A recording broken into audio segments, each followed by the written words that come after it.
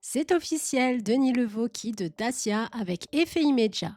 Après 4 ans à la tête de la marque roumaine, le dirigeant emblématique tourne la page et laisse derrière lui une Dacia transformée et en pleine réussite en Europe. Mais que s'est-il passé exactement et qui prend la relève? On fait le point. Denis Levaux arrive à la tête de Dacia en janvier 2021 et un vétéran de l'industrie automobile.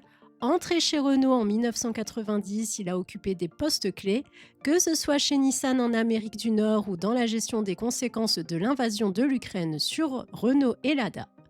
Pressenti un temps pour succéder à Luca de Mao à la tête du groupe Renault, il sera finalement écarté et à 60 ans, Denis Levaux a décidé de se retirer après 35 ans de carrière au sein du groupe. Sous sa direction, Dacia a connu une véritable transformation. La Sandero est devenue la voiture la plus vendue aux particuliers en Europe, tandis que le Duster, le Jogger et le tout nouveau Bigster ont permis de moderniser la gamme.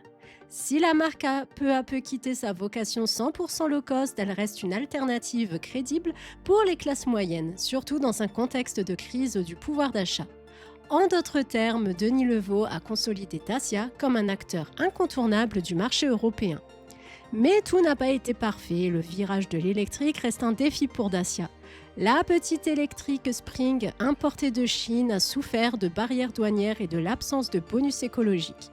Le futur de Dacia repose donc sur sa capacité à proposer des modèles électriques abordables et attractifs. Denis Levaux laisse derrière lui une entreprise solide mais à un tournant stratégique majeur.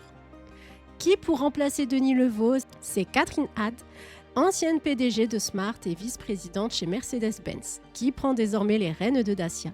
Juriste de formation et forte de 26 ans dans l'industrie automobile, principalement chez Daimler en Allemagne, elle apporte une expérience précieuse pour accompagner la marque dans sa transition électrique. Elle rendra compte à Fabrice Cambolive, nouveau chef growth officer de Renault, un poste qui supervise désormais Renault et Dacia.